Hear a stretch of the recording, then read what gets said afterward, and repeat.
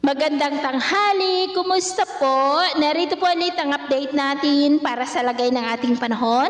Ngayong tanghali po ng July 11, 2024 na kung saan sa ngayon ay patuloy pa rin natin na minomonitor ang shallow LPA na nabuo nga sa silangan ng Mindanao. Nananatili pa rin po na malaking banta sa ating bansa na sasabayan rin yan ng isa pang potensyal na bagyo na mabubuo sa West Philippine Sea na po magpapalakas at hahatak ng habagat sa mga susunod na araw.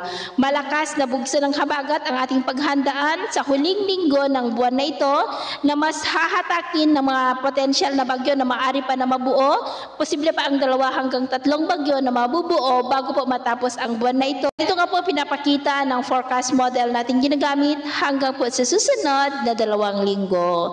At sa lagay po ng ating panahon ngayong tanghali dahil sa easterly sa silangan ng Luzon at Visayas, habagat sa kanluran ng ating bansa at ang intertropical convergence zone sa silangan ng Mindanao ay maulap ang kalangitan with isolated rain sa ilang bahagi ng Palawan, Bicol Region, Panay Island, Negros, Cebu, Bohol, Leyte, Sulu Archipelago, Zamboanga Peninsula, Northern Mindanao, Caraga, Davao Region at Sorsogon. At sa susunod na mga oras ay patuloy pa rin ang maulap na kalangitan with isolated light to heavy rain sa malaking bahagi ng Mindanao, Visayas, Mimaropa, Bicol Region, Batangas, Southern Quezon, Pangasinan, Zambales, Bataan, Ilocos Region, Cordillera, Nueva Vizcaya, Nueva Ecija, kaya mag-ingat po tayo sa posibleng banta pa rin ng mga pagbaha at pagguho ng lupa.